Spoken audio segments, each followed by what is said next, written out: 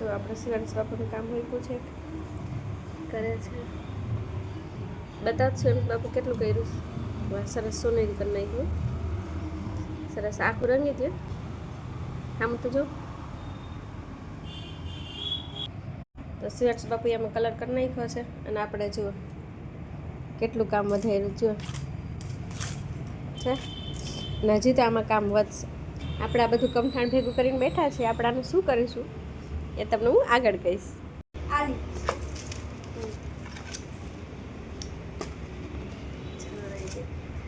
છાણ આવી ગયા.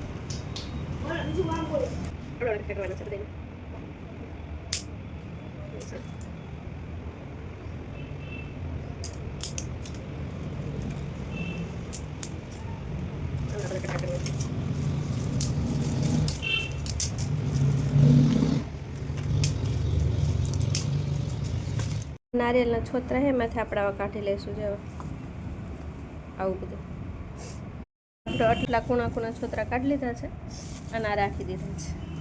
કલર છે ને આમાં નાખવો છે પણ પંખો ચાલુ છે ને એટલે ઉડે, એટલે આપણે છે ને બેઠા બેઠા જુગાડ કરી. જો થઈ ગયો.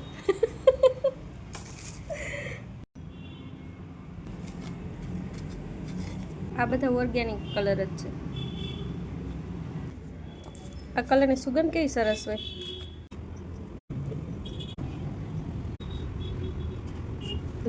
આપણે હોળી બનીને તૈયાર છે. આપણે ગોઠવી દીધું છે અને ફરતે આપણા છાણાના ટુકડા પણ ગોઠવી દીધા છે એટલે પ્રગટાવવામાં વાંધો ના આવે, સરસ પ્રગટે. ફરતે આપણે કલર નાખ્યો છે એટલે એકદમ સરસ દેખાય છે, રંગીન. ખરેખર આપણી હોળી બહુ સુંદર દેખાય છે ને.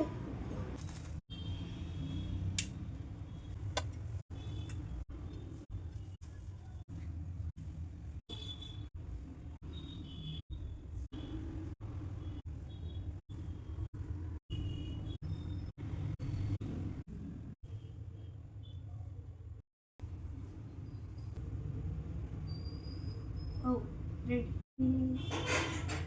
Oh.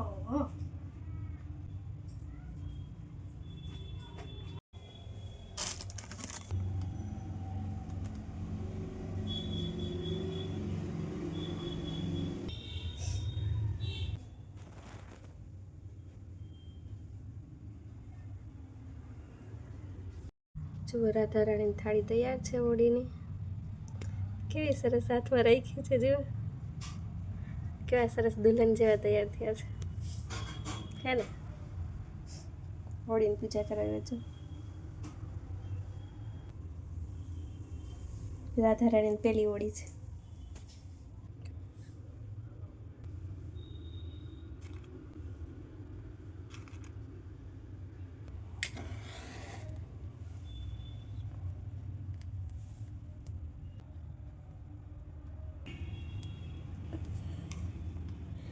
सीधी जा रहा दिख रहा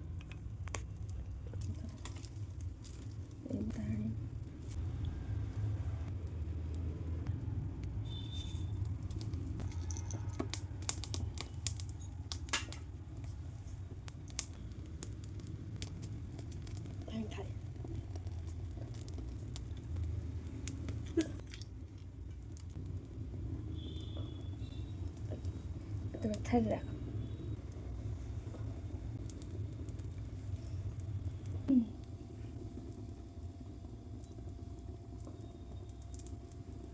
લોટો લઈ લીધો એમ.